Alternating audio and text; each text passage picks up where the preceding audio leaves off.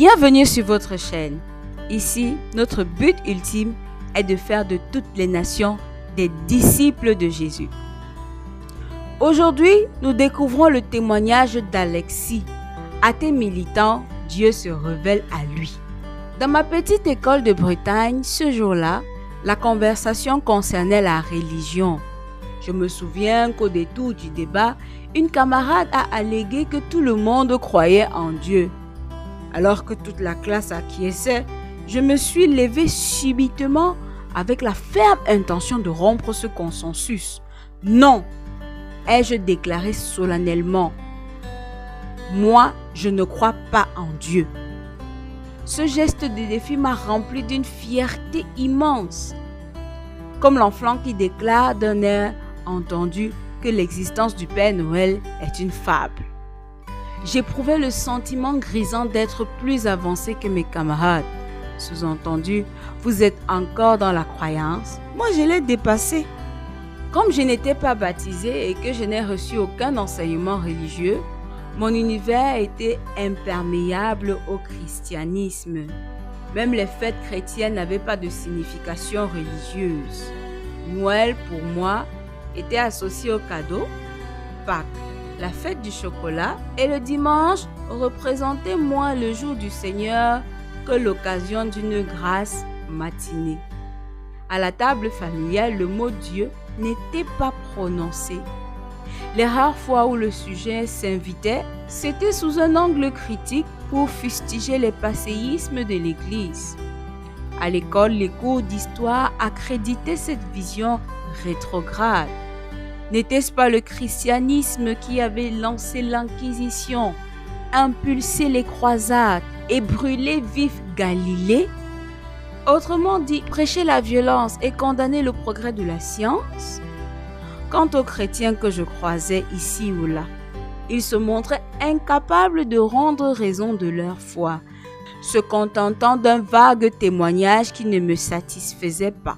Obscurantisme, crédulité et intolérance étaient donc, selon moi, les maîtres mots de cette religion que je regardais comme une relique du passé, vouée à disparaître au profit d'un âge scientifique et positiviste. Ébloui par la découverte de la philosophie en terminale, j'ai décidé de l'étudier à l'université de Strasbourg où ma famille avait déménagé. Tandis que je me promenais sur le monde, un regard sceptique et désabusé, mettant tout en doute, y compris la morale, un certain Mike m'a interpellé à la sortie d'un cours de philosophie. À mesure que nous sympathisions, j'ai découvert qu'il était protestant. Comment peut-on être chrétien si ce n'est par haine de la vie, frustration ou besoin d'arrière-monde fantasmé? Lui ai-je objecté. Loin d'être décontenancé, Mike a répondu par des arguments à chaque fois justes et rationnels. Pour la première fois, j'ai rencontré un chrétien qui réfléchissait sur sa croyance, faisant droit à la raison. Pendant une année, nous avons ainsi cheminé ensemble, essayant dans des discussions enflammées de nous convertir mutuellement, moi à ma vision d'un monde sans Dieu, lui au christianisme. En côtoyant Marc, je suis passé peu à peu à athéisme militant. Puisqu'il réfléchit, je me suis dit, peut-être trouverai-je un moyen de le sauver. J'ai donc résolu de le suivre partout, dans les groupes de prière et les rassemblements de croyants auxquels il était assidu. Je me sentais le devoir de ramener tous ces chrétiens que je rencontrais à la raison.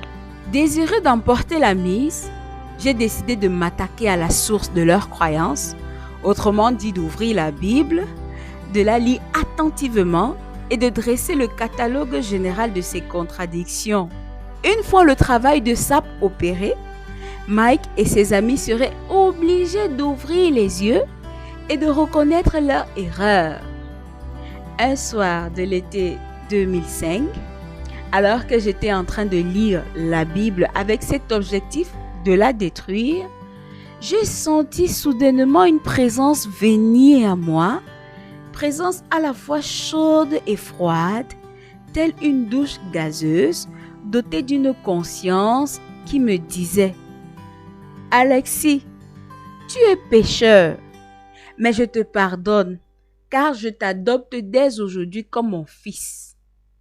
Ce jour de juillet 2005, où j'avais fait l'expérience de Jésus en ressentant sa présence aimante et miséricordieuse, marque le début de ma conversion.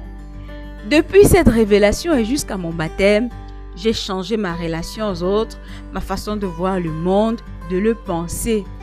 Selon mon ami Mike, même mon regard jusqu'ici sombre et tourmenté s'est éclairé. Depuis, dans les enceintes médiatiques auxquelles j'ai accès, je m'efforce de rappeler que si Dieu se donne par l'expérience, il se laisse aussi découvrir par la raison.